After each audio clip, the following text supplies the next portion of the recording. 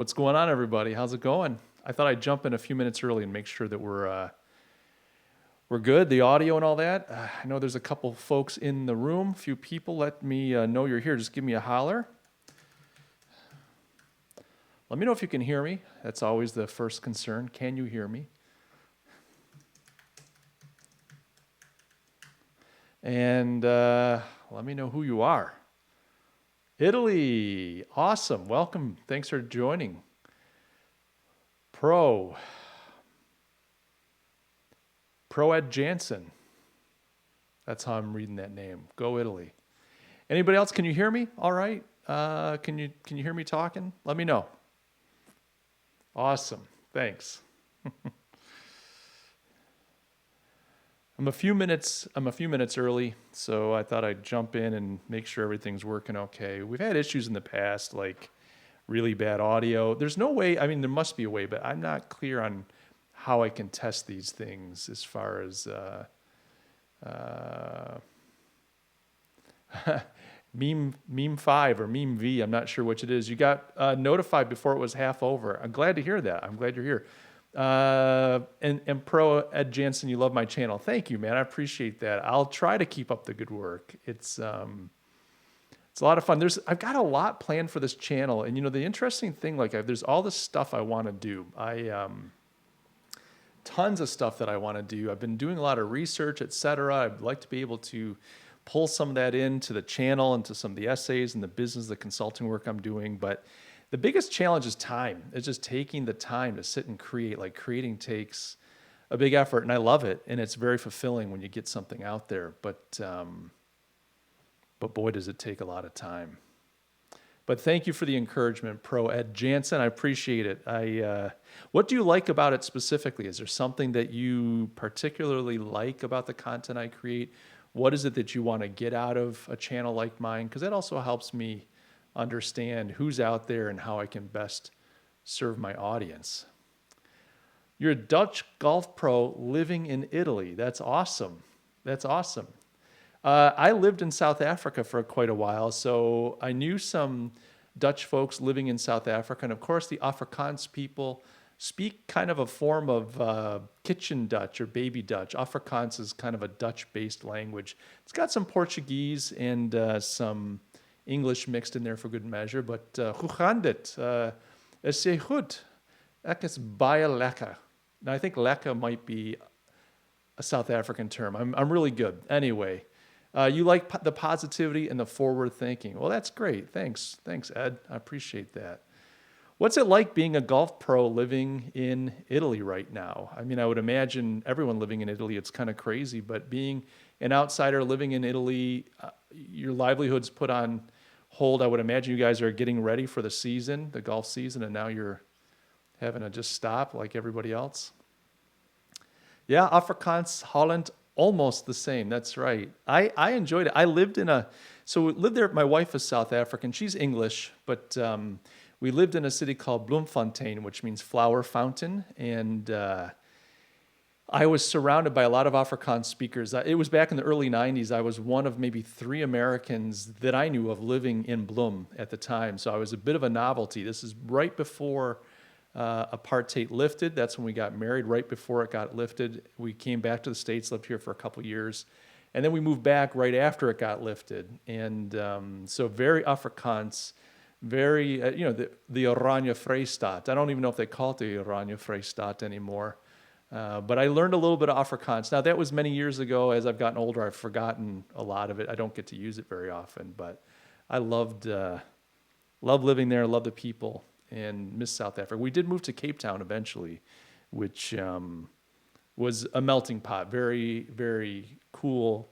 international city at the tip of the continent of Africa.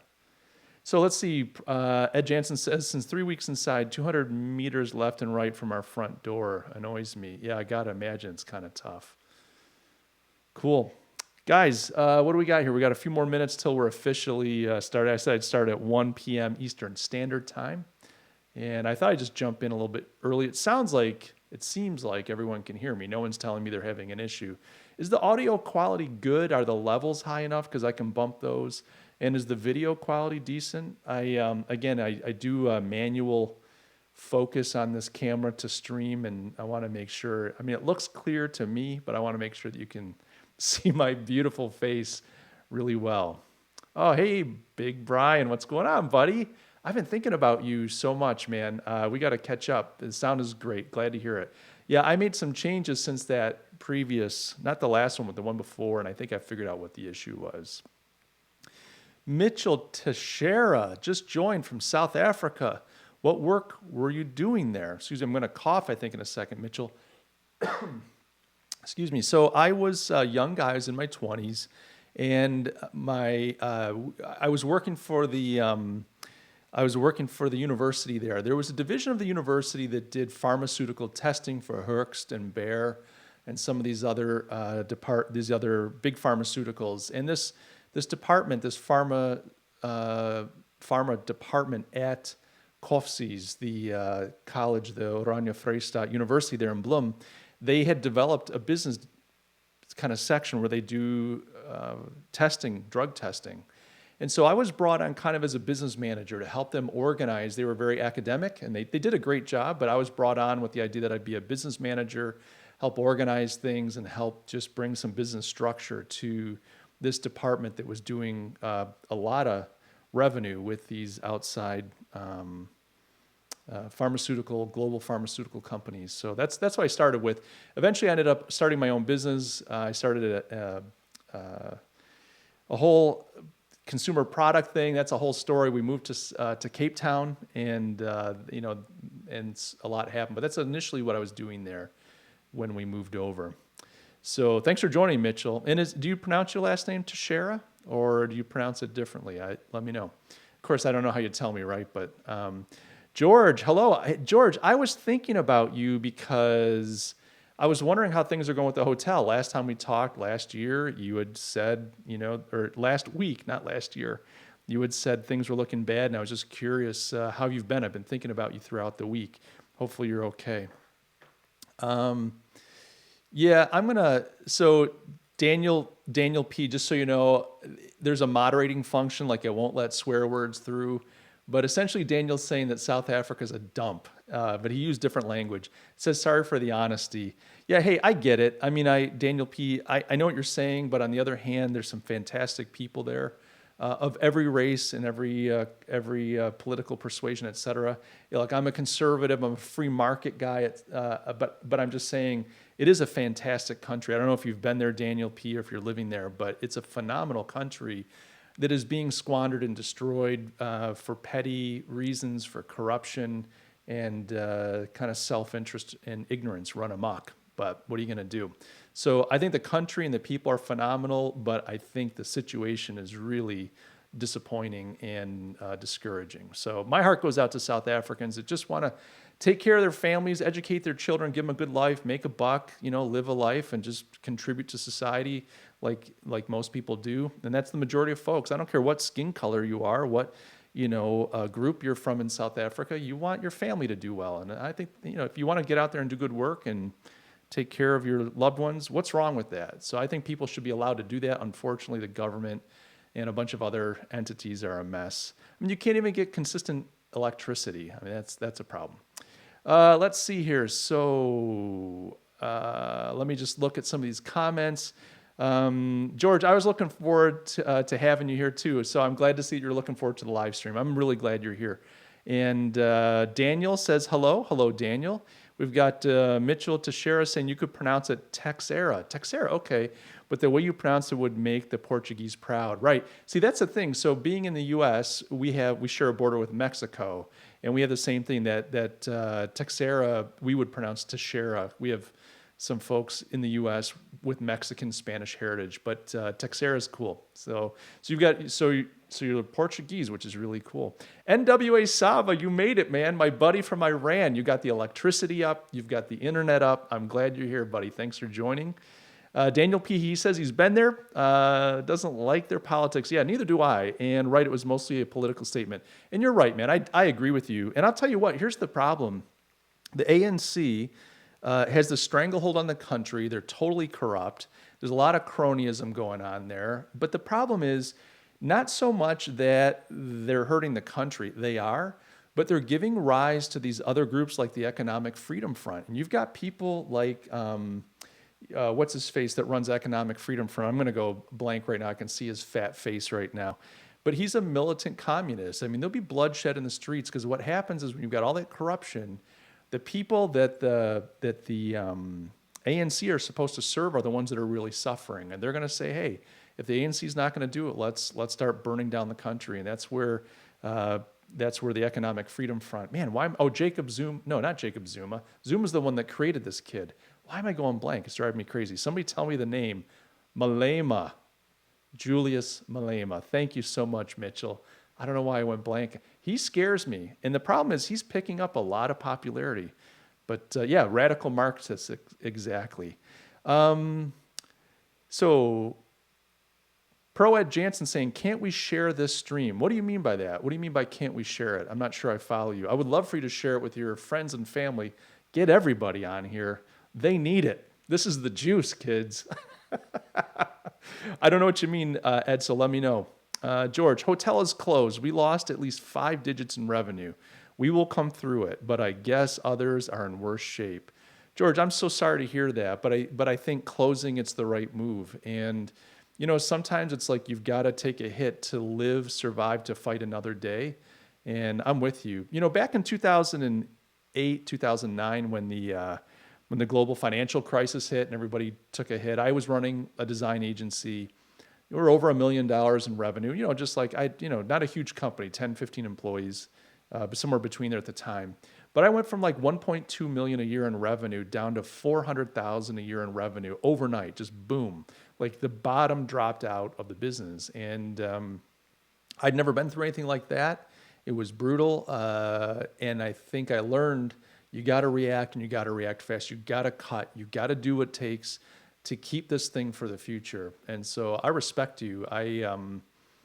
My prayers are with you. I literally was thinking about you this week, and I was doing a little bit of traveling. I know we're all not supposed to travel, but I have a client out of state who has a necessary business. They make cleaning supplies, and they needed me on site. You know, it's all hands on deck there. So I was doing a little traveling this week. But I'm thinking about you, and I know you're making the right moves, George. So I'm praying for you and wishing you the best. Ash Smith. Hi, Mike. Greetings from a lockdown France. Ash, welcome. At least we can connect digitally. So I know we're all stuck in our homes right now. Hopefully you've got some good food and some good drink, maybe a loved one or two nearby. If you're on your own, well, either way, I'm glad you're here. Thanks for joining us. Ed Jansen, just heard that the numbers are going down, less deaths and less ill. Yeah, I mean, this thing's going to peak at some point. Daniel got super bored during the first week of quarantine. For some reason, I decided that it would be fun, good idea to try leveraging trading once more. Fun, but it turned a bit too expensive. Yeah, man, I don't know. Unless I'm like a hardcore professional, I don't think I'm gonna play with trading. Obviously, there's lots of opportunities. I mean, there's a lot of opportunities. There are a lot of deals. I was talking to my accountant a couple weeks ago. It's tax season here. I had to get my business tax filing in, and I got my personal in. But he said all of his high net worth customers, clients, they're cashing everything. They just want cash because they're trying to buy up stocks and real estate. They're trying to buy up as much as they can right now because they know this is temporary. So I don't know if I'm sophisticated enough to play the market, you know, to kind of buy, sell, day trade, et cetera. But right now, I think there's some deals out there. If you're going to buy and sit on something, it'd be a great time to do that. Hopefully you don't burn through all of your reserves, Daniel. You'll want some cash for when the sun comes back out and we're allowed to leave our homes and act like normal human beings. Let's see. Daniel says he got over the regret already now, focusing on working out and reading, learning. Good stuff, man. Ed Jansen, because of live chat, I couldn't see the share button. I just did. Oh, fantastic. Thank you, man. I appreciate that. I would love to have more people in here. I like doing the live stream. So here's the thing. I don't come to these live streams with this big, hey, I'm going to give you a 10-step instructional on how to become XYZ. I really do these because it's just fun on a community level to chat with you guys, to talk, to interact. I guess we could do more with these live chats. I mean, I could sit and try to do some type of webinar or teaching thing. But I just like to approach it as let's get together and talk. And I wonder, you know, is there value to that? Do people get irritated seeing all these live streams posted to my channel? It seems like every time I do a live stream, I lose a handful of subscribers. But on the other end, it's like not all about the ultimate subscriber count. I mean, the channel has to be sustainable. I want it to be healthy and growing. But I really want to enjoy these kinds of things where we can connect with each other, where we can talk, where I can answer questions and hear things from you. It helps me get a better perspective, and I want to share what I have as best I can with everybody. So, I keep doing these things, and I'm going to keep doing them. It's great to know that you guys enjoy them. There is a segment of my subscribers that are like, ugh, I think they just don't like it, but whatever. I mean, I really want this channel built around the people that get value from it. If you don't get value, why stick around? I mean, I wouldn't encourage anybody to stick around if they're not getting value. But let me know if there are things you think we could do with this channel. I like doing the Q&A. I like talking through the comments together. But if there are things you think we could be doing, let me know. I'm open to ideas. We're going to keep doing this weekly, at least through the coronavirus scare or whatever we want to call it. So, yeah, Ash Smith. Well, I do have some good drink because I'm a brewer. Oh, party at Ash's place after all this. Unfortunately, the brewery is not doing great right now. Yeah, I would imagine. So you're not a home brewer, you're a commercial brewer, I take it. I would assume by that comment. I was just a few months ago in Philadelphia interviewing for my podcast a guy named Tom Kehoe, and he's the owner of a Philadelphia-based brewery called Yards Brewing Company. Fantastic.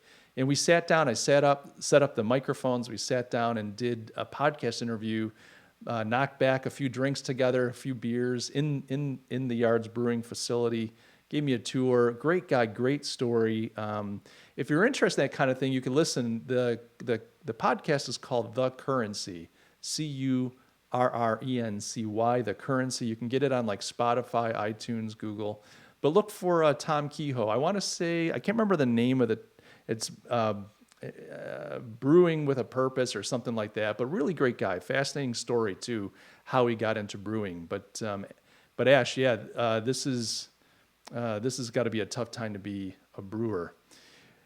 Wish Waiter, welcome back, my friend. We talked dogs last time, I believe. Imagine if there is a new strain of coronavirus every year. No kidding. I've thought about that, and that's a troubling thought. And now, here's the thing: like, there's a new version of the flu every year, and we survive it. I would imagine some forms will be more virulent than others, some more deadly than others. So I'm not sure how that all works.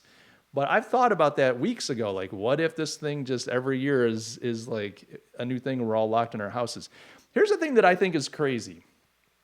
Let's presume, and I want to talk a little bit about some of this stuff just now, but let's presume that this thing is deadly. Let's presume that, it's a tough thing. And so we're all just locking down. Here's what I don't understand. And I get flattening the curve. Well, here's what I don't understand.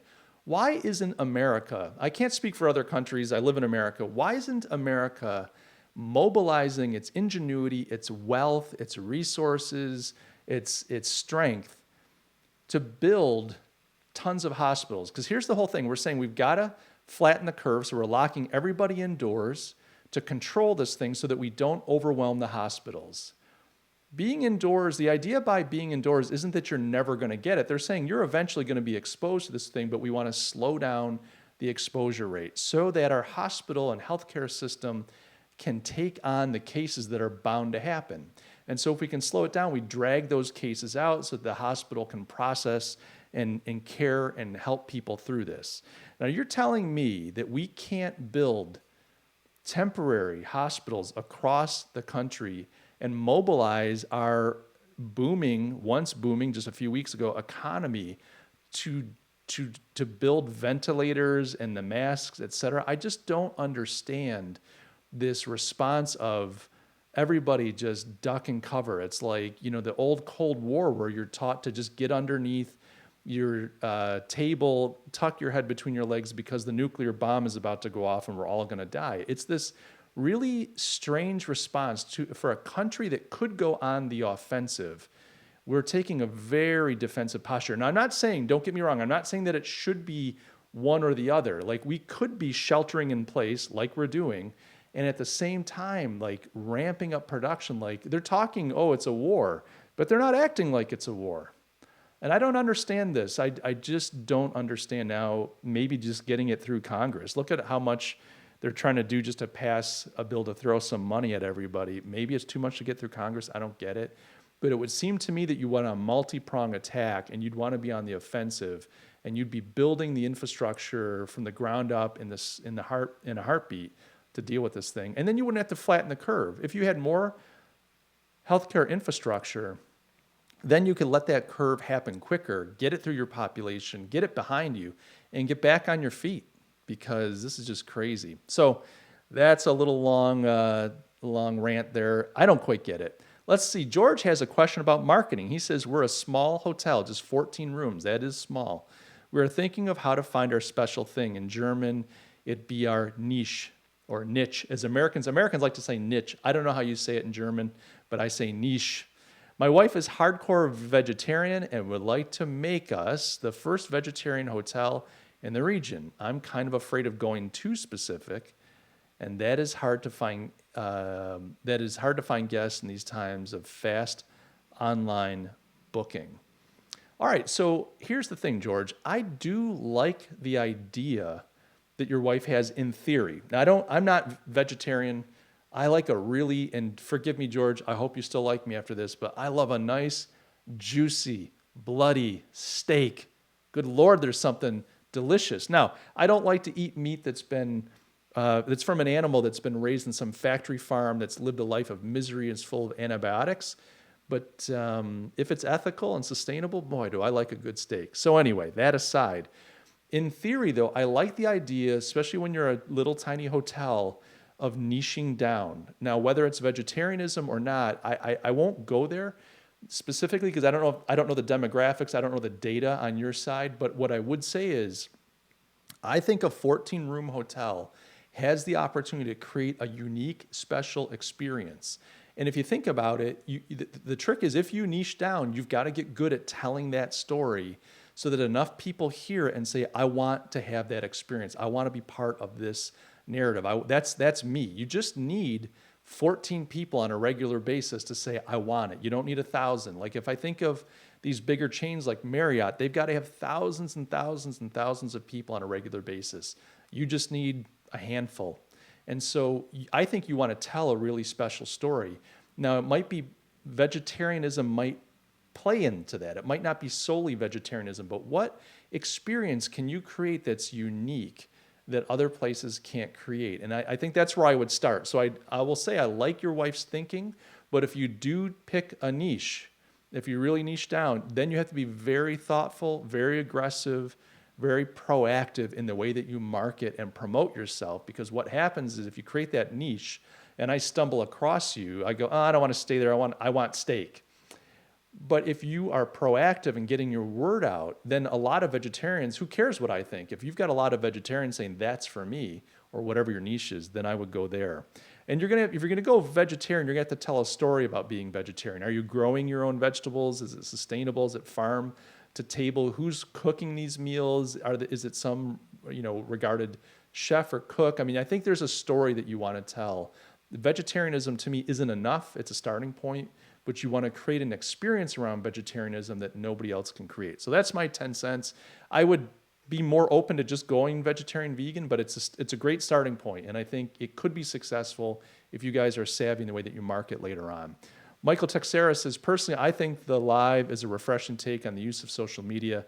Never been on other than this, and it's definitely awesome. Thanks, Michael Mitchell. I agree. I kind of like this. Like, to me, I could do little Instagram this and Twitter that, and I have those accounts, and I'll be using them more from time to time. I love this. I love this back and forth, this kind of live thing. I can read your comments. We could talk.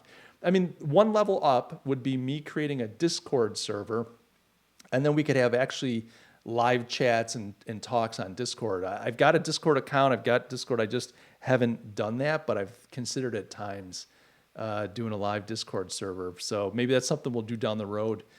We can make a little private one for the in club.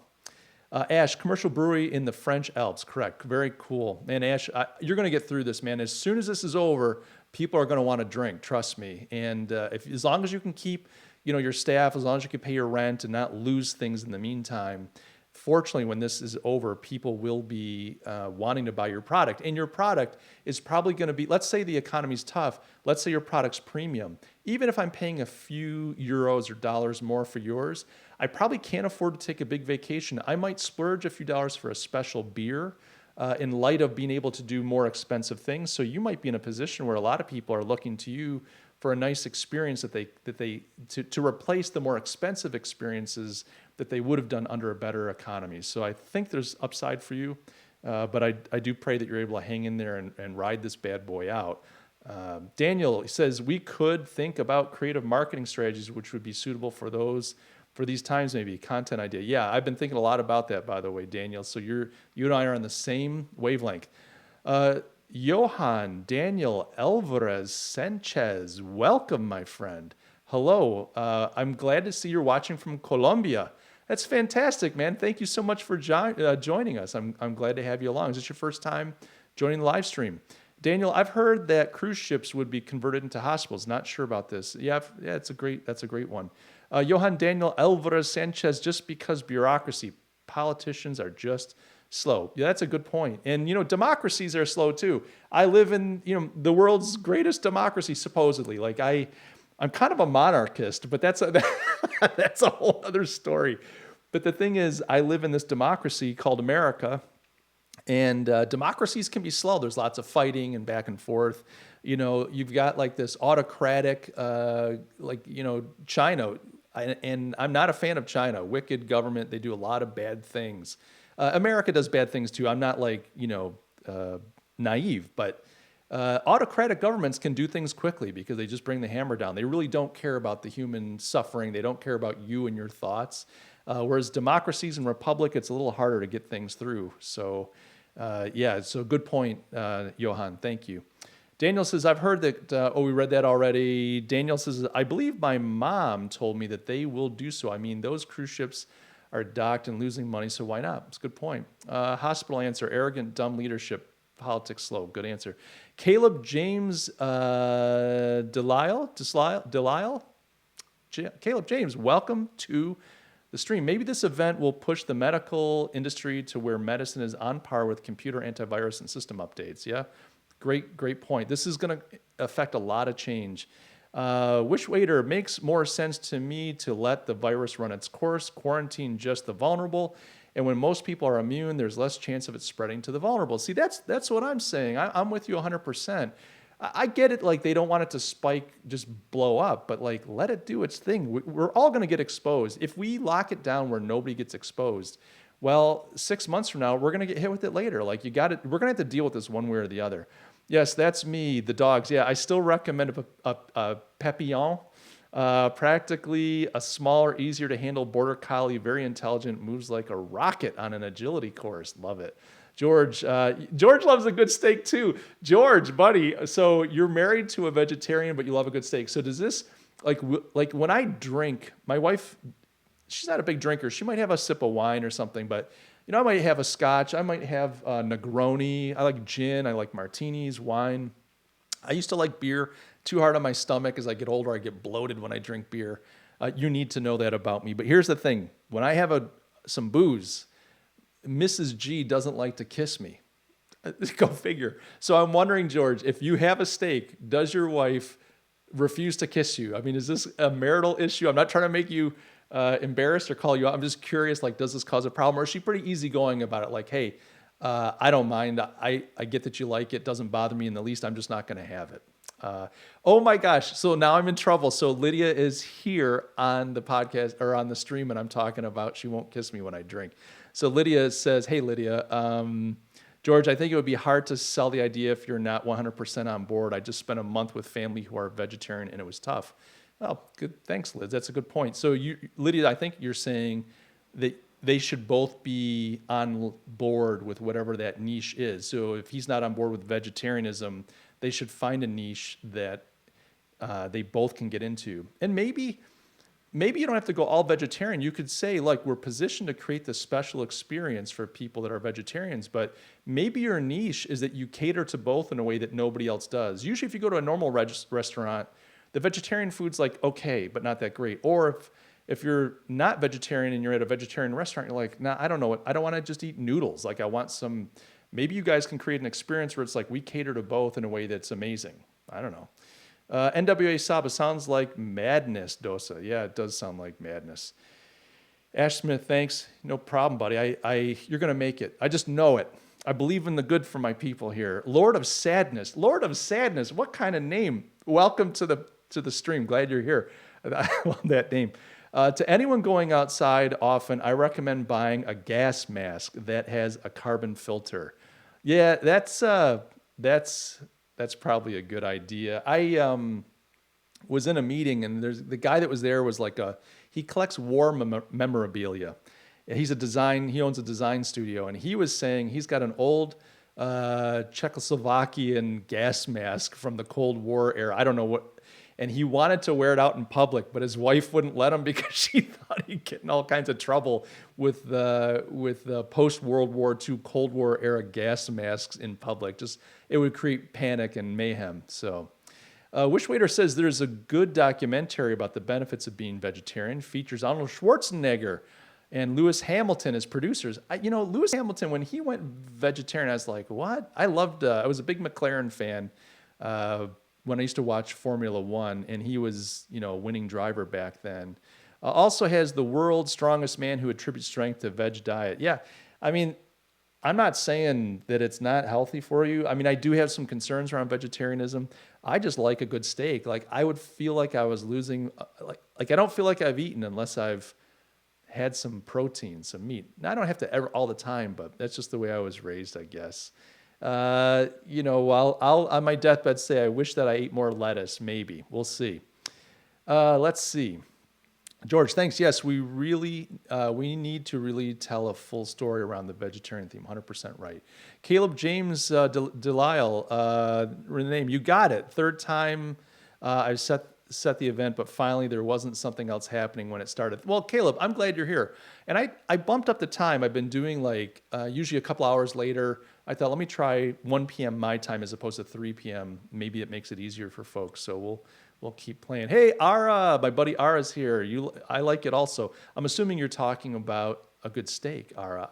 Ara, I happen to know, and I'm not going to disclose all his secrets, but Ara had a career as a professional chef working for some very wealthy people making meals. So he knows his business when he's talking food.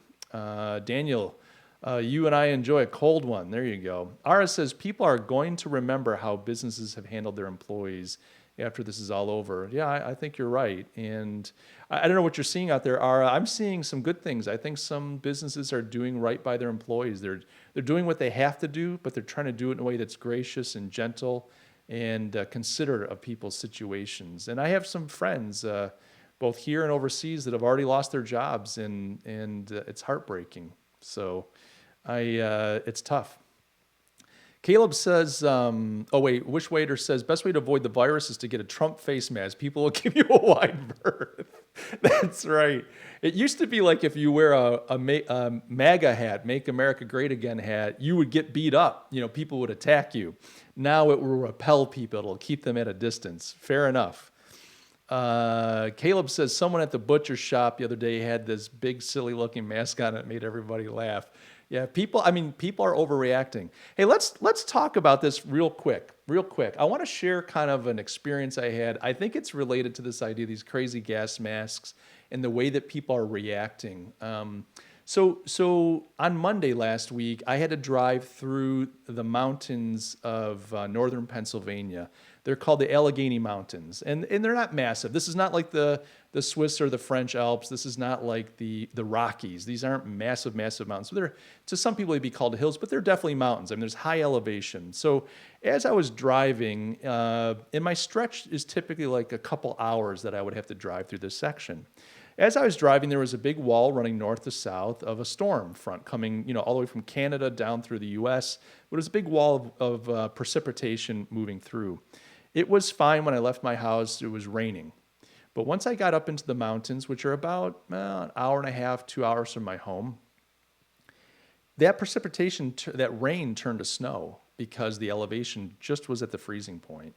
And my ride went from like a normal drive to a life or death fight. It was treacherous. I can't tell you how, and I've got a lot of experience driving in bad weather, a lot of snow, blizzards. I mean, I'm in upstate New York. I was born in a blizzard, and I like snow driving. I enjoy it. This was treacherous. There were tractor trailers on the road. There were cars spun off everywhere. I mean, it was like driving on a skating rink.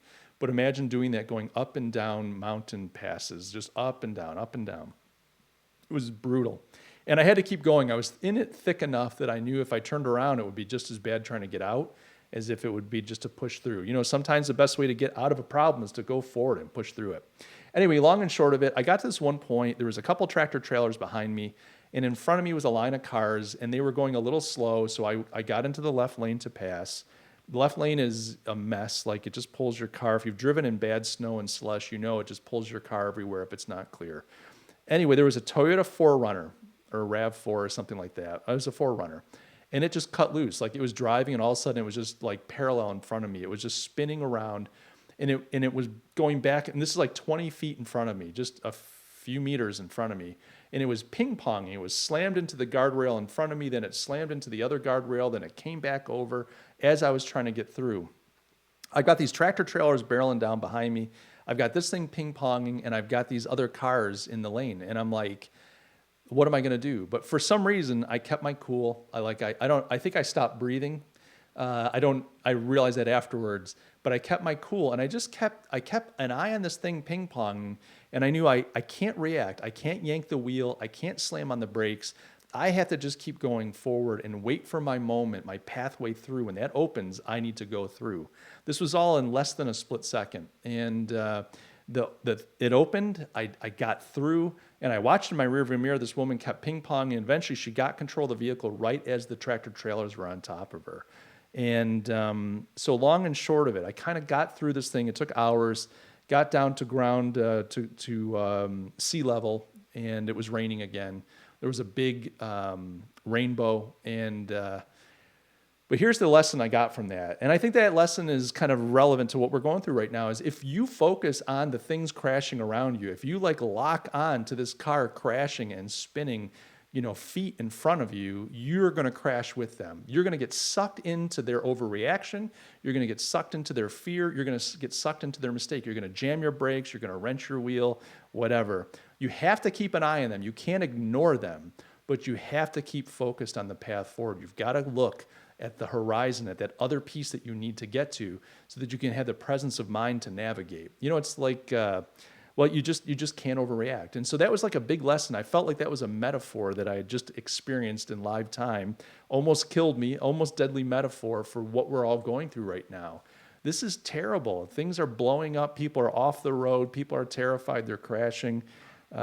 We have to stay calm. And it's a real challenge. This isn't like, don't be afraid because it's nothing. It's, don't let fear grip you, because you've got to have the presence of mind to get through this thing. And I just want to share that story real quick because I thought that might be encouraging. Hopefully that hasn't shut down conversation. We'll get back to questions and answers, but I thought this was a good time maybe to throw that out there because it was just overwhelming. Of course, when I got to the other side of this experience, I got 15 seconds through it, and I was like, I yelled out like a big whoop, because it's just that adrenaline rush. And then all of a sudden I realized I wasn't breathing, and my arms each felt like they weighed about 100 pounds apiece. They felt so heavy. That adrenaline dump just kind of all of a sudden I felt exhausted, and my heart was racing, and I'm like, I've got hours to go still, but I want to just rest.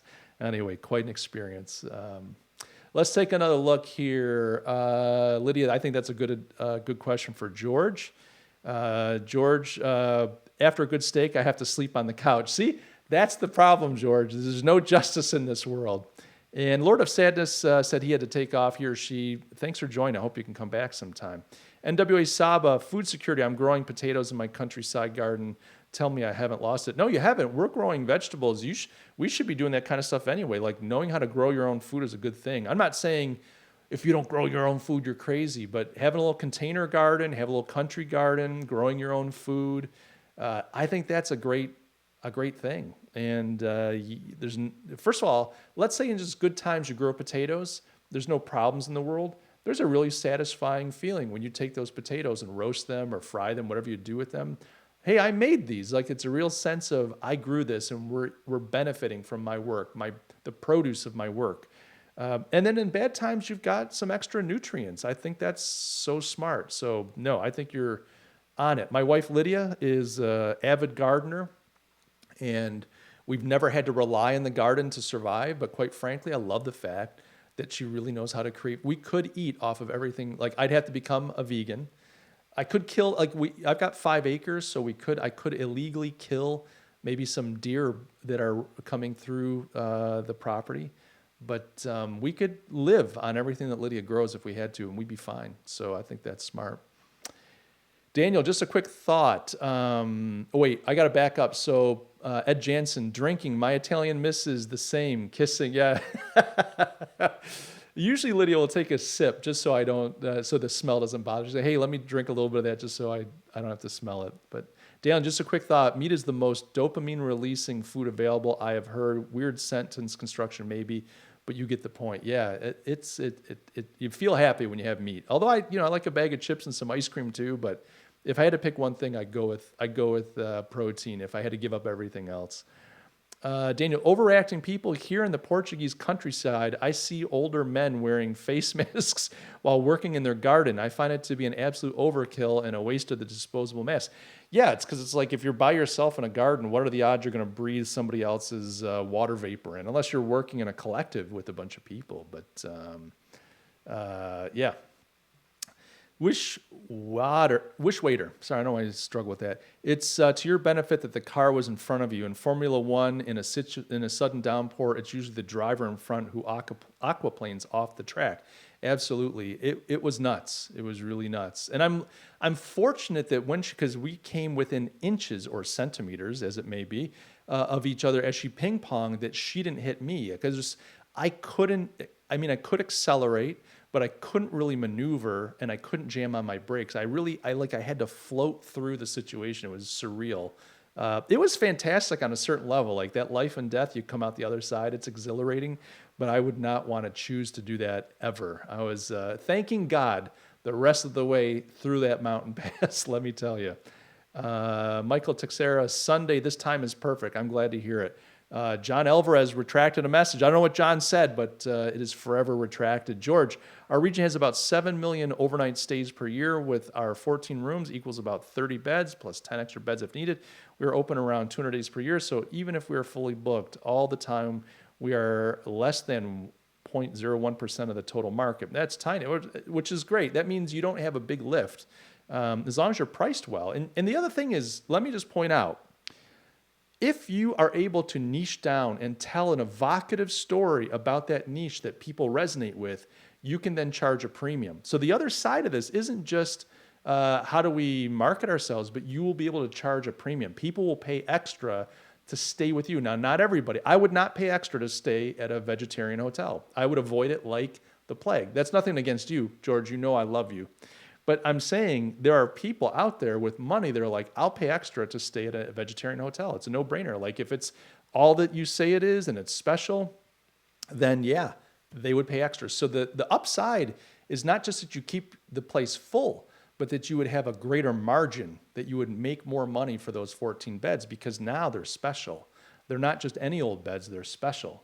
And the experience is special. So I think you're on the right train of thought, whether you go vegetarian or there's a different narrative, different niche, different position.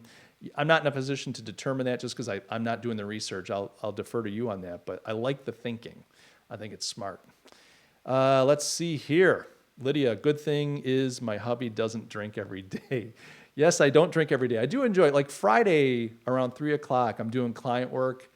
I'll pour myself a glass of scotch because I feel like it's time to celebrate. I'm still doing the work, a little bit of just a couple fingers at the desk, not a big deal.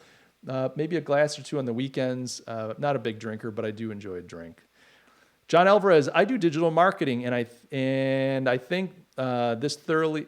I think BG this thoroughly, even if it sounds bad. This crisis could be a great opportunity to our industry. What do you think, John? I do. I mean, I agree with you. It's a sad thing that everybody's going through. But clearly, everything is moving online. It has been for years. There's no question that everything's been moving online. This is going to accelerate that. And what's going to happen is when this lifts and people want to go back to the old ways of doing things, they'll go back to a degree, but they're never going to go fully back. So right now in the US, Amazon and Walmart are hiring like crazy because Walmart.com, they sell online. Amazon is selling like crazy.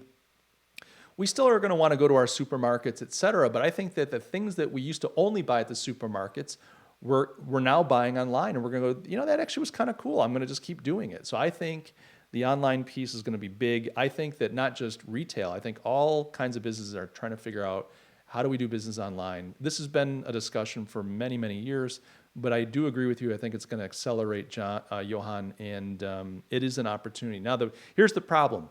Digital marketing is already full. There's a lot, it's just overcrowded, and there's just a lot of terrible providers. So I think the opportunity is, can you differentiate yourself and provide a service that is better, materially better? Can you deliver financial results for your clients, not just engagement, not just some Google Analytic data, but can you deliver financial results, and can you prove that? And can you do it over and over again? If you can do that, I think you're going to find yourself in a really nice place with all this. Wishwaiter, ice cream beats meat for a dopamine fix. It sure does, my friend.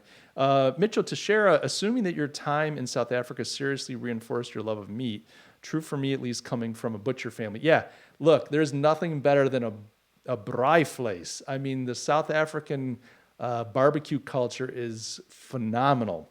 I grew up, we did eat a little lamb growing up just because of my ethnic background.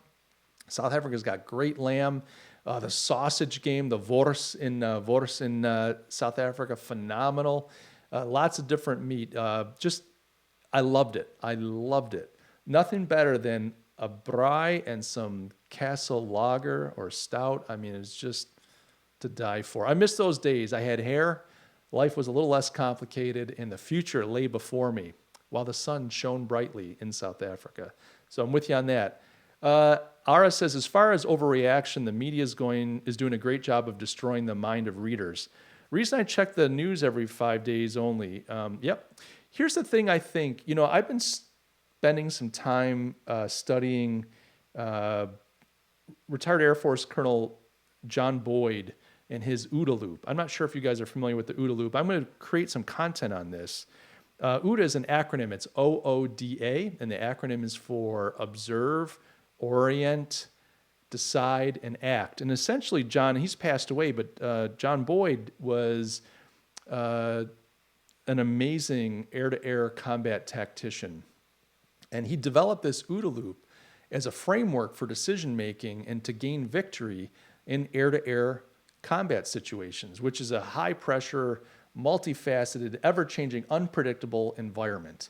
And this OODA loop is really, I won't unpack it right now, but part of the reason is that you've got to be able to orient yourself in your circumstance. You're observing everything that's going around you, you're understanding it, and then you're trying to orient yourself both physically and mentally into your circumstances, and that allows you to make good decisions and then act. And as soon as you act, whatever you do, you've kind of changed now the environment around you, so then you cycle through this. Then you re-observe, you reorient, you redecide, and you react, and you just keep doing this over and over. Now, the trick is you want to get inside your enemy's OODA loop, meaning you want to cycle through your loop faster.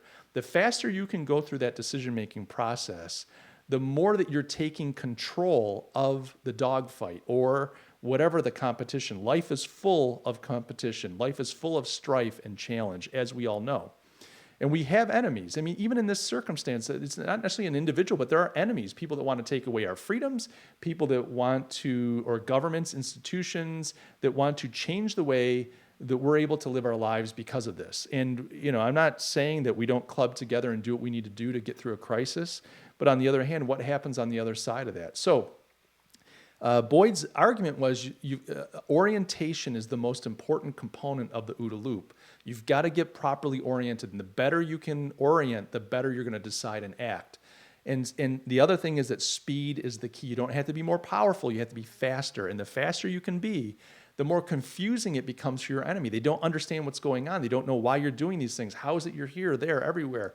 And then they start reacting to your OODA loop because you're cycling through faster. You're inside their loop and you're controlling the thing. So here's the thing.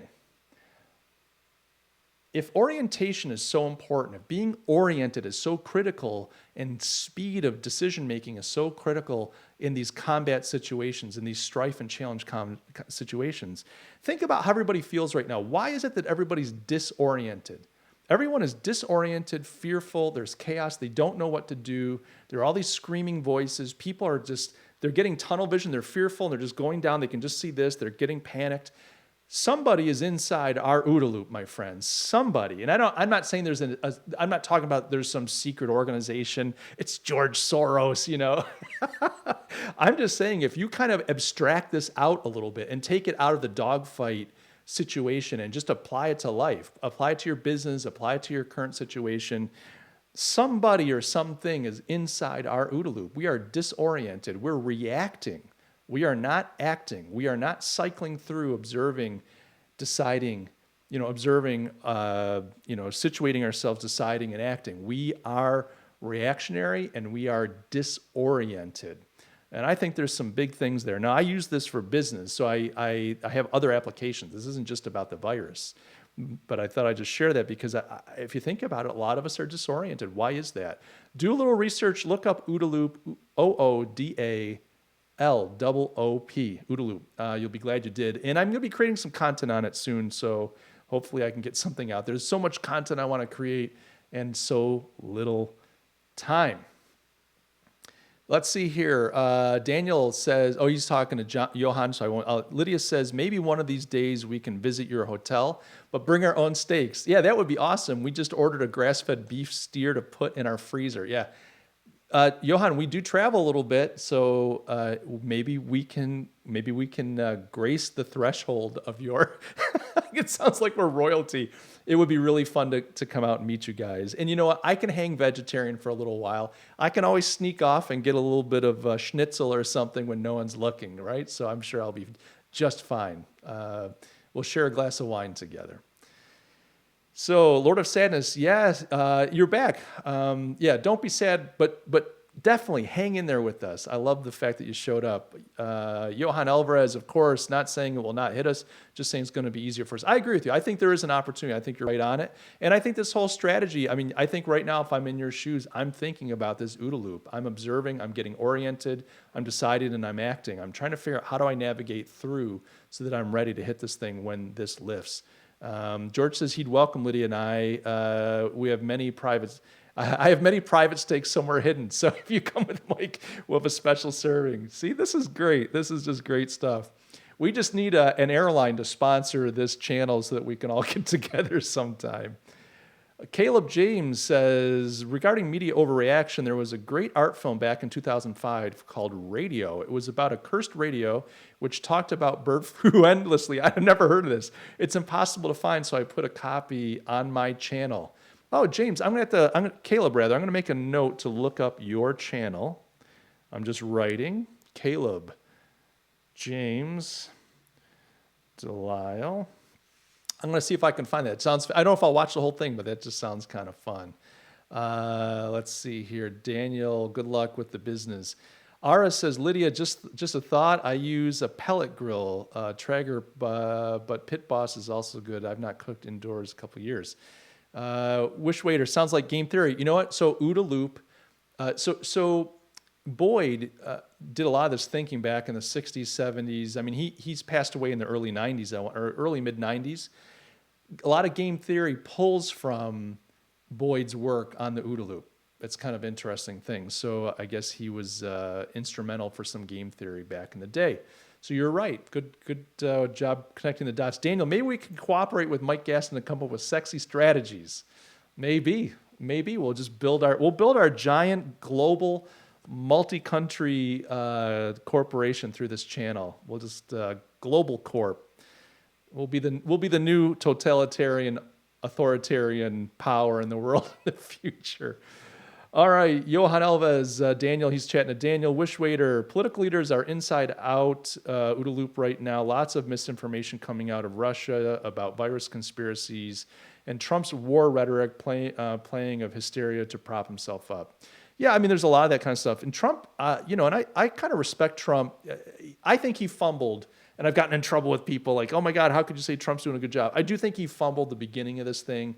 I think he's demonstrated a good sense of leadership. Not everybody likes his style. Some people like, if the guy, no matter what he does, they just hate him. And I get that. I know there are people that we all just react to certain ways. That said, if you get this virus thing off the table, I think Trump has been savvy in getting inside his opponent's OODA loop. He'll do erratic things, say crazy things. He's cycling on to the next thing while everybody else is still reacting to the thing that he said before. I've wondered, has Trump studied Boyd, or has he kind of picked up some of these things? Because sometimes the tactics that Trump uses, which are kind of offensive at times, even so, you got to kind of step back and go, this guy's good at putting people on their back feet and being disoriented and confused and then attacking him in ways that don't seem to get him. So, is he a genius? I don't think so. But is he good at the OODA loop? I think he is. I think he's a good dog fighter. So there's that. Let's keep going here. How are we doing on time? Well, we're fantastic. The time goes so quick when I hang out with you guys. I really love that. All right. Wish Waiter says, nope, John Alvarez. But I think that even us marketers will have to reinvent ourselves. Post-coronavirus world is going to be different. I agree. No, totally, 100%. Ash's got to go. Hey, Ash, thanks for joining. I hope you can come back. Great live stream, and thanks for the advice. Been hooked on your stuff since the brand insight vid on Tesla. See you next time. Ash, thanks again. It was good to have you here, and again, I'd love to see you again, but I wish you all the best in your ventures and your life. Lydia says, thank you. George, Globalism 2.0, copyright by Mike Gastin. Yeah, and the funny thing is, I'm not a globalist. I'm more of a nationalist in the sense, not like the old evil nationalism, scary nationalism, but like, hey, each nation brings something kind of unique and creative to the mix, and you don't want necessarily like one big melting pot. You want the intricacies, the uniqueness, the esoteric things of each nation to be brought to the table. You want nations to have an identity. I think that's healthy. Yeah, can we be good neighbors? Can we help each other? Absolutely. It doesn't have to be my nation over yours. There should be room for everybody at the table, but you've got this problem with imperialism. America's guilty of imperialism. The European Union is guilty of a kind of imperialism. I got to be careful or I'm going to get in trouble. China, definitely imperialistic. And you've got this Kierkegaardian view that the only way to get the world to work together is by a one world government. That's really where the progressive ideal is going. There's this idea Kierkegaard put out that the only way to eliminate strife and to make things work is to have a one world government. And I think a lot of people have embraced that in one way or the other. And that's this kind of move. I don't think it's going to work. I think there's some underlying presumptions that are wrong with that. I think people like to be different and want to embrace that. They want to identify with their groups. But identifying with your group and being different doesn't have to equal hating other groups. I can identify with my group and still respect your group. I'm an American. You can tell. Listen to my accent. I married a South African. I love their culture. I love France. I love Germany. I've been to some of these other places like Greece and Barcelona, Spain, some other countries, Portugal. I love them. And I want them to remain who they are because I want to enjoy who you are, and I want to be free to be who I am at the same time. And anyway, now you'd think I'd had a couple of wines, right? But I have not had any alcohol yet today. So Mitchell Teixeira asked, Mike, any chance you play golf? I do not, and here's why. I tried. When I was a teenager, I played a lot of basketball, and in playing basketball, I broke my wrist. My left hand, I'm left-handed. I was defending somebody. It got jammed backwards, and I broke a scaphoid. So I don't have a lot of flexibility in my wrist. And in my early 40s, I started playing golf, and I loved it. I was taking lessons at the country club, etc. But every night I would lie in bed in just wicked pain. It just would hurt. And the doctor said, look, you can keep playing. You're not going to cause a real problem. I can give you cortisone shots, but it's just going to be painful. And I just decided, golf isn't something you dabble in my opinion. You either play golf and do really well, so I just gave it up. And I kind of cried. I got to be honest with you. I had literal tears realizing like this is a part of my life that I just can't have. So I do not play golf. That's more about me than you wanted to know, but that's why. Why do you ask, Mitchell? I'm curious. Ed Jansen, who here is a pro golfer, a Dutch pro golfer living in Italy right now, folks, if you didn't know that. Always Ansparet place for you and your wife at our place in Padua, 35 kilometers from Venice. Oh, brother, that would be sweet. We went to Europe a couple years ago and hit a few countries. We need to get back. We need to get back to Europe. So I would love to do a meetup. Wouldn't that be cool to have an opportunity to meet up with you guys if we were able to travel around a little bit? I think that would be a lot of fun. So in the future, when this all changes. Are why disoriented? Because maybe we've been behind by 2 months in the screening aspect. Could be, very much so. We know it, and people are angry, so our reaction is not what it should have been. Our action, unforgivable. Good point, Ara. I'm with you on that. George, Trump is super clever, but not intelligent. In German, you would call it, let's see if I can say, I'm not good with German pronunciations. Let's see, Barenschlau? Barenschlau. I don't know if I'm saying that right, George, but that's it. I agree. People think he's like a rocket scientist. I think he's super clever. I don't necessarily think he's super intelligent. I don't think the guy's an academic. I don't think he could tell you the philosophical ideas that inform the way he behaves. I don't think his intellect works that way, but he is very crafty and he's very smart that way. He's cagey, and I give him credit for that. And I don't think he's an idiot. A lot of people are like, oh, he's an idiot. He's not an idiot. He's just not an academic, but he's clever, and that cleverness has helped him be very successful in many ways. Jeff Krupke, hi from Spokane, Washington. Jeff, welcome to the stream. I'm glad to have you along, my friend. They don't even have to pass a TARP bill now, then they can just bail out at the Fed level. It's crazy, isn't it? I mean, remember what happened when we went through 2008, 2009, the whole TARP thing, and now they're just like, it's just nuts. We live in crazy times, and you know what? We're going to have to pay this later. I'm not just talking about the money, like everything that we're doing to avoid the problem. There's going to be a whole reckoning later on, and I don't think we're ready to deal with that, but that is what it is. Wish Waiter, I think Tesla getting into bed with China is a long-term misstep. Yeah, interesting. Moving some R&D and design over to China just empowers China to get a stranglehold on the rest of the world. I'm with you 100% on that. Lydia's chatting with Ara. I will... she's talking about the sous vide cooker I bought over Christmas. My mom, so sweet, gave me a nice gift certificate, like more than she should have, a gift card. And I'm like, I've been wanting to try sous vide, so I bought like $120 sous vide thing. I think, what's the brand? I forget the brand, but it's like one of those wands that you put in a bucket of water, and love that thing. Love it. I don't like the fact that you're cooking in plastic. That just to me seems like, aren't I just giving myself cancer? But man, the flavor. Oh my gosh. Daniel says, Mike Gastin, like some form of cultural globalism, the problem are the huge companies who have the money to enter every market and take up mind space of the customer. After all, we have limited mind space. You know, Daniel, it's a fantastic point. We get focused on governments. You've got these global corporations that have transcended governments. They've become kind of a law unto themselves. You see, look, and you guys know I'm a free market guy. I'm kind of a capitalist in that I'm a free market guy. So I'm all about that. But I really love privately owned businesses. I think that's where it's at. Some of these giant, you look at some of the, you look at a lot of the sci-fi, the dystopian sci-fi. It's never some giant government controlling the world, unless it's Star Wars. I know the Star Wars is a little different. But it's usually some like giant corporate entity that controls the universe, and it's never happy. It's always dirty and tired. And I mean, I think of like, I mean, I could go on and on, but big corporations are an issue. We'll just leave it at that.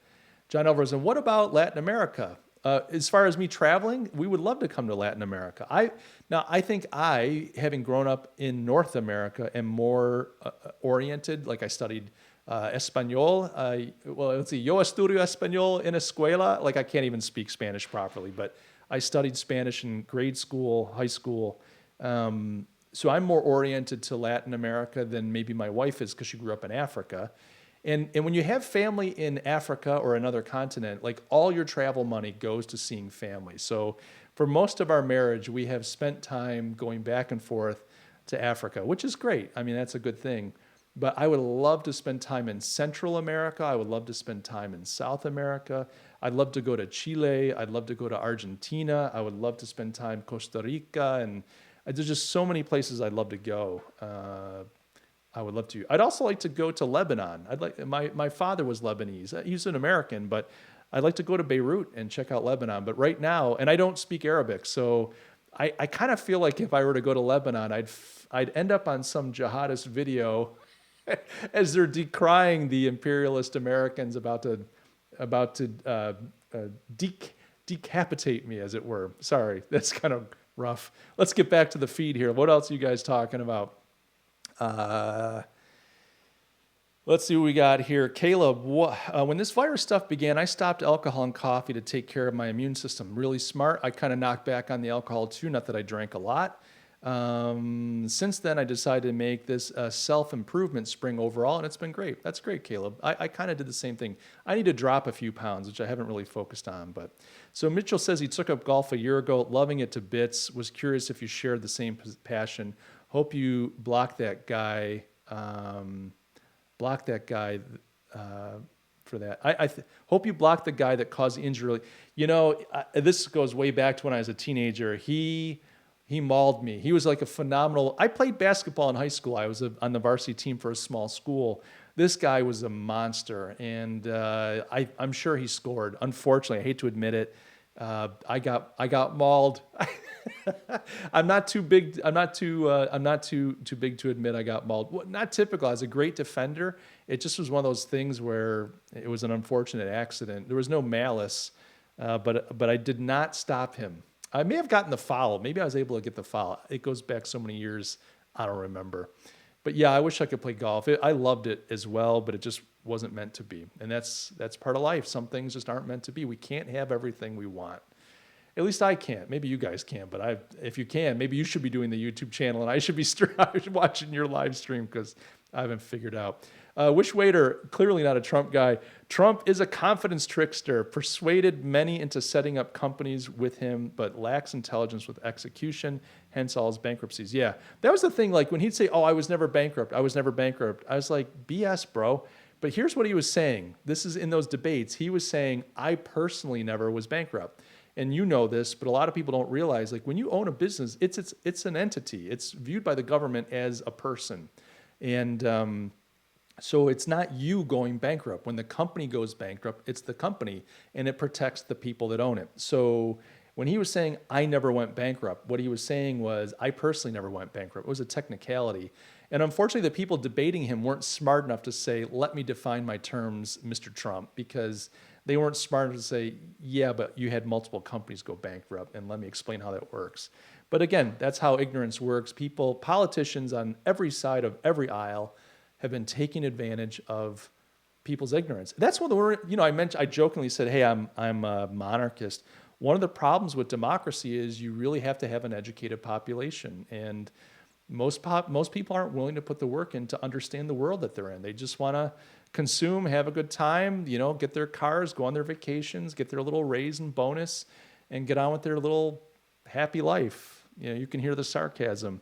They don't want to take responsibility for themselves. They don't want to take ownership for the world around them. They don't want to take the time it takes to really do the work. And so you get a lot of bad people taking advantage of that, a la Frederick Hayek and The Road to Serfdom.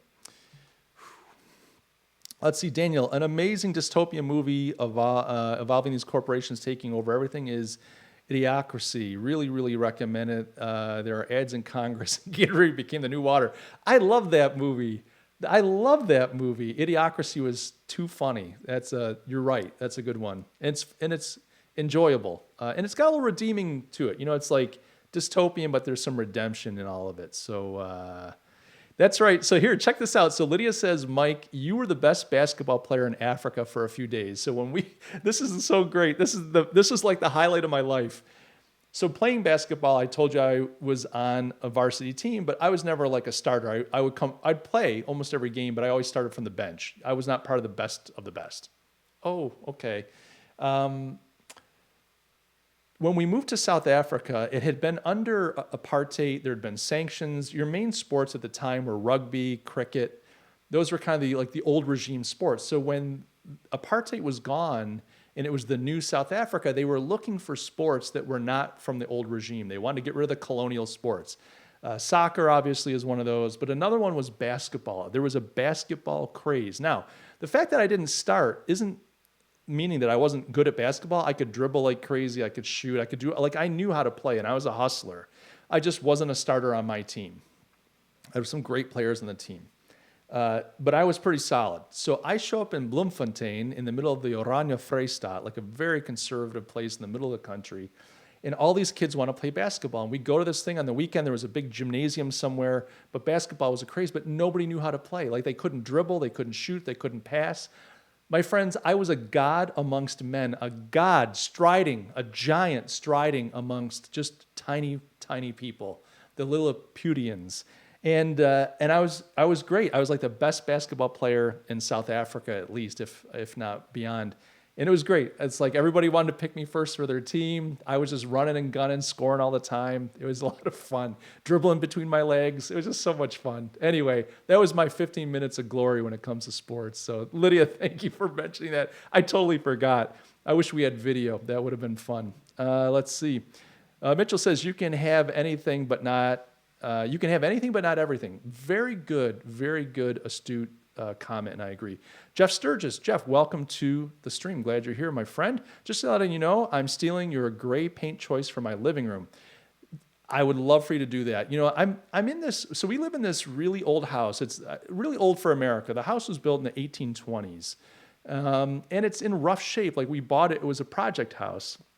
Well, in the midst of buying it, then we shut down my business. I had this agency before, and I moved to working from home.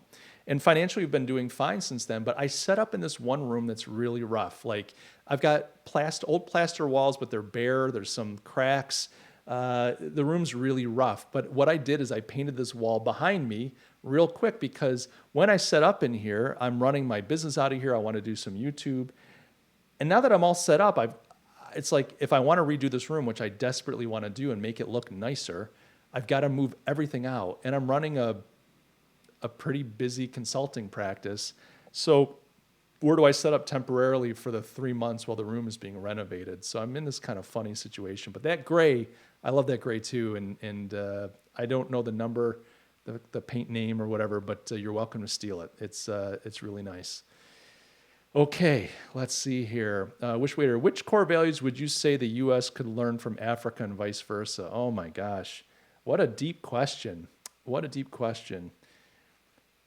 I'd have to think about that one for a while. I don't have an answer off the top of my head. And here's why. My experiences of both America and South Africa specifically, I don't know a lot about the whole continent, is that both of these cultures, both of these societies have been going through enormous change in short periods of time. You know, something that might be a core value in America 10 years ago even is questionable. Something that would be considered a virtue 10, 20 years ago in America is not necessarily considered a virtue anymore.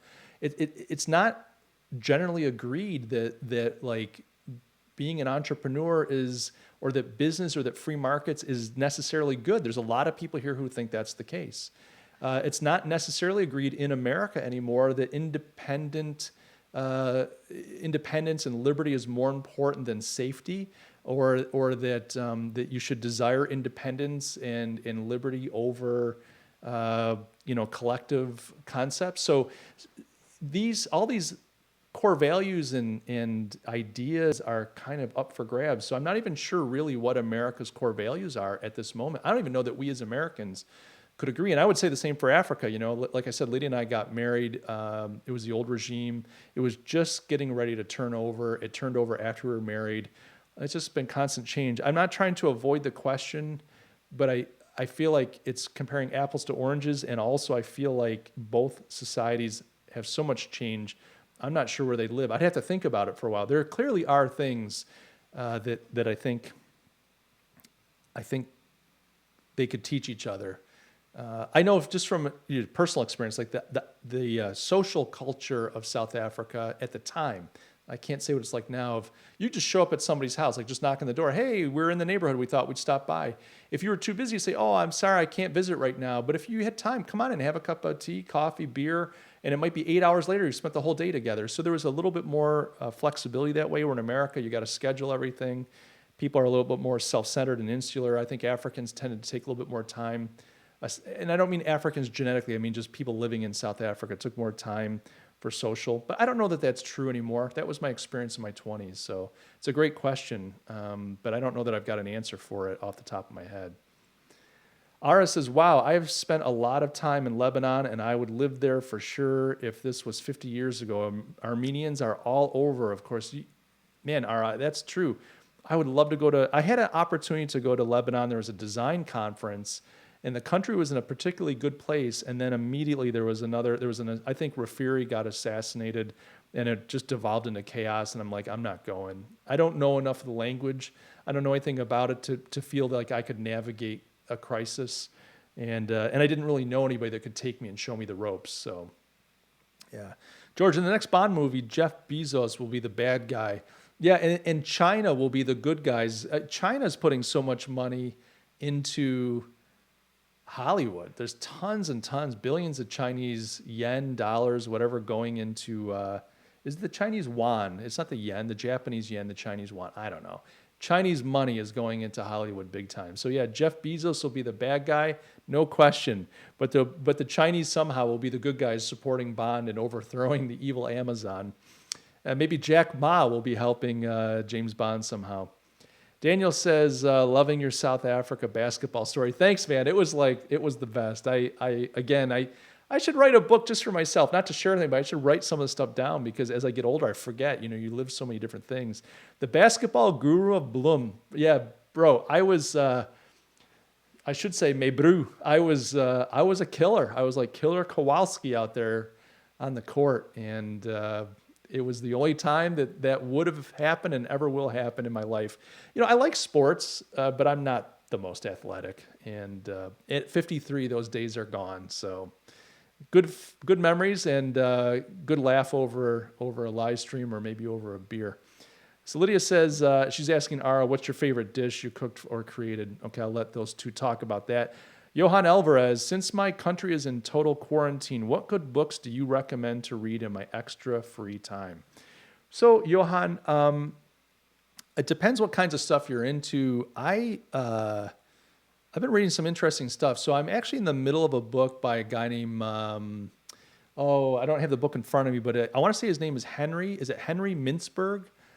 M-I-T-Z Berg, Mintzberg. And it's called The Rise and Fall of Strategic Planning. And the things like this, it's an academic, it's like a book stop, but it's essentially the rise and fall of strategic planning. I want to say it was written in the 90s.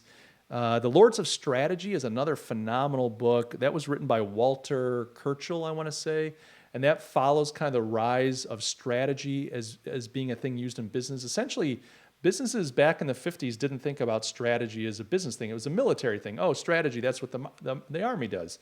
We just get up and do our job every day and make a few bucks. And, essentially guys like Bruce Henderson that founded Boston Consulting Group turned strategy into something that every business said we have to have and we're willing to pay millions of dollars to get. That's a really well-told story. So the Lords of Strategy by Walter Kirchhoff, I want to say. It's just really, if you like, I call this intellectual history. It's the history of ideas. If you like the history of how things came about, I think it's fascinating. A lot of good lessons, but also this Mintzberg book, The Rise and Fall of Strategic Planning, it's a little bit of work. It's not enjoyable necessarily, but the ideas are really fascinating. And so would I highly recommend that one? I'm not sure yet. I'm midway through it. Another book that I think is really great, it came out a few years ago, is, and I mentioned it in the last live stream, and that is Deep Work by Cal Newport, C-A-L, Cal Newport. He's an associate. I don't know if he's a professor. He's definitely teaches at a university. I don't know if he's at the professor level. Maybe he's an associate professor, but that was really good. That's just off the top of my head. I really need to keep a list handy because I'm always asked about books, and I should be doing a better job of keeping lists of what I think you shouldn't read and shouldn't bother with. I guess maybe I'll ask you back, what kinds of things are you interested in? Because that might spark for me better specific book topics that I could recommend.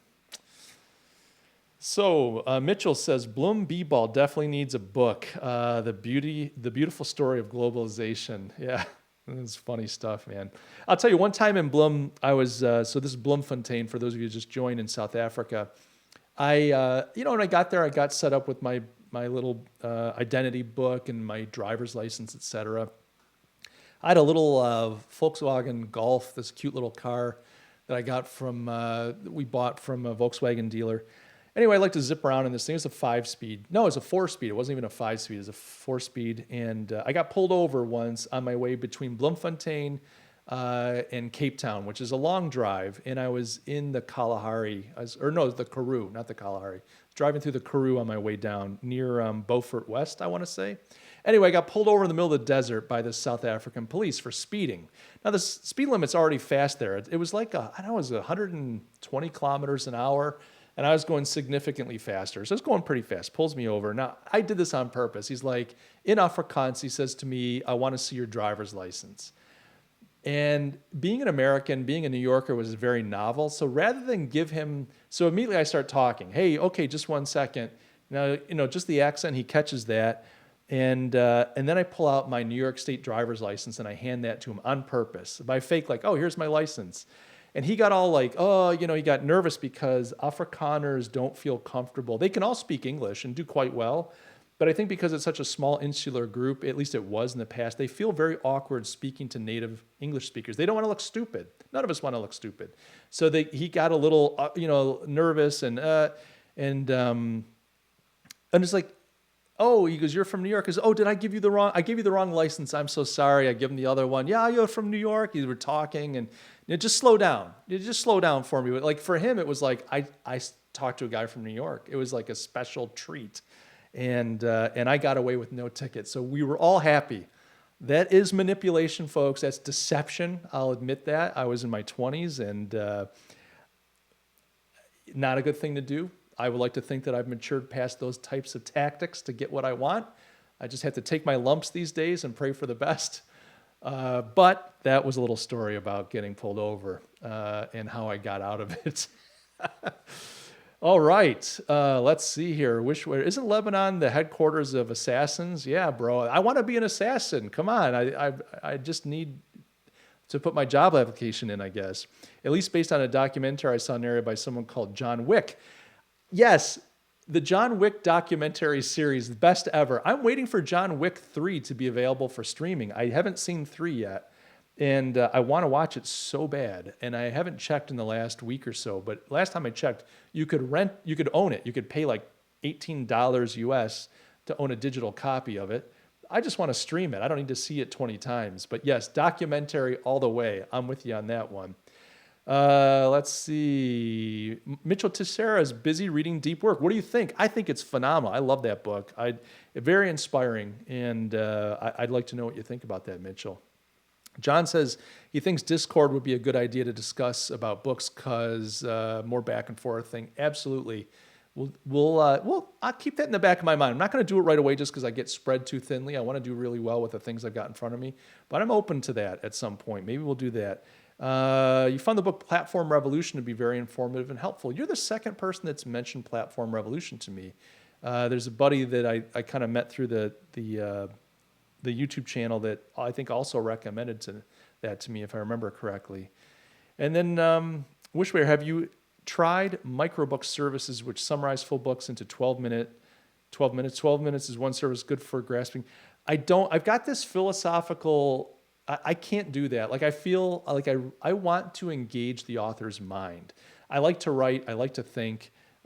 So for me, like to read a book, I have to read the book. Now, I will say this. If I get into a book and it's crap, if I get into a book and it's not providing value, I've given myself the freedom to say, I'm done. I'm not finishing this book. I did that recently. There's a book that everybody said, oh, you got to read this book. And I got a number of, it was like a Harvard Review book, highly rated. I got halfway in and I'm like, you know what?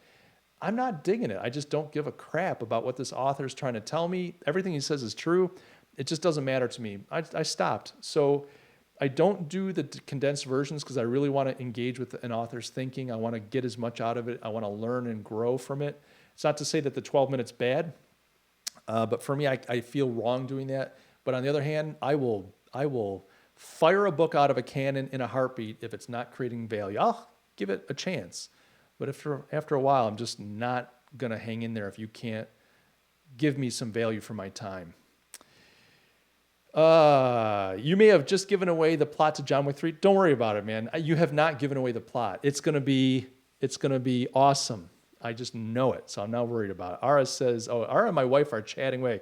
I'm glad you guys have connected. Daniel says, stop right now. He wants to see it tonight. Yeah, don't wreck it for us, but I think we're going to be okay. Let's see. Mitchell says, love Cal Newport's pragmatic approach to all things deep concentration. Have you implemented any rituals? How do you cultivate deep work? Yeah, I've absolutely leveraged. Now, I read that book probably 3 years ago. I haven't revisited it recently, but I work very hard. So the kind of work that I do as a consultant is a lot of thinking work. It's a lot of problem solving work. And so what I try to do is block time. I try to block time to do things like answering emails, et cetera. But when I'm doing client work, I don't have music on. I'm like trying to block hours where I can focus and go deeper. And I don't do I'm not doing like Young where I'm locking myself in a cabin for months to come up with my latest concept for the world.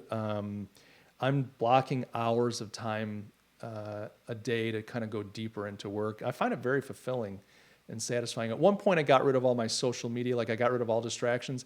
I have that stuff back, but I don't feel like they distract me as much anymore. It's much easier for me to just turn those distractions off, whereas before I felt compelled, like I've got to be checking my phone all the time. I feel really free from that. So there's that, yeah. So this is good stuff, guys. This is a fantastic discussion. I swear I love doing this, and I really appreciate it. There are some of you that have been here from the very beginning of me streaming. There's some here today that have been here through the whole stream. I mean, we're like at almost an hour and a half we've been streaming, I want to say. I'm trying to look and find where the time is, but this has been really good. I think I'm going to wrap up at this stage. I'll throw out there, are there any like last questions or anything that you were hoping I'd talk about that I didn't touch on today? I think we're like an hour and 26 minutes in. Let's see, you would not do it again, ticket scenario. No, Ara, just to answer real quick, I would not do that only because I've been pulled over for speeding and I'm just up front. It's hands on the wheel. My attorneys advise me if they say, do you know why I pulled you over? Don't admit, yeah, I was speeding, because it just gets harder for the attorney to deal with. But I would just be upfront, take my lumps. Here's the thing. If I'm going to advocate that people need to take personal responsibility, that people should be taking control over their lives, that they should be things like entrepreneurs and value creators and wealth creators in this world, that's all about personal responsibility. It's taking ownership for your life as much as you can. We can't control the universe, and not everybody's designed to be an entrepreneur, let's say. But if I'm going to advocate for personal responsibility, that also has to apply to me when I do things, when I break the law knowingly, then I got to take my lumps. And so I've just taken that approach. I'm not manipulative. I'm not trying to cheat the system. I will fight the system. I will use every tool I have at my disposal, but I'll do it honorably. So that's kind of my take on that. George, thank you so much. That's a very nice thing to say, that this is the best stream on YouTube. And I think it's the best stream on YouTube because I think we have the best people here. I think we've got a great group of people and just great discussions. So I'm really grateful for it. Daniel says, all cool, Mike, great stream. Just consider that Discord. It could be a nice cooperation and growing tool. I do agree with you. I'll think about it. Johan, or Wishwater, sorry. Thanks again. Excellent production quality. No audio. Spot on. No audio issues. The info wasn't too bad either. Take care. Hey, man, take care of you as well. I'm glad you were here. Johan, first time on the stream, but this is kind of interesting. Looking forward to the next one. Would love to have you back, Johan. Thank you. Caleb, nice stream. Have a nice day, evening, everyone. Hey, guys, thank you so much, everybody. I love you guys. I love this time together, and I'm grateful for this tool to YouTube that we can hang out a little bit here. And I wish you all a great week. Health, happiness, safety, and get in that enemy's OODA loop. Man, get on your cycle and figure out your pathway forward. Guys, I love you, and I'll catch you in the next stream. Peace, my friends. Peace.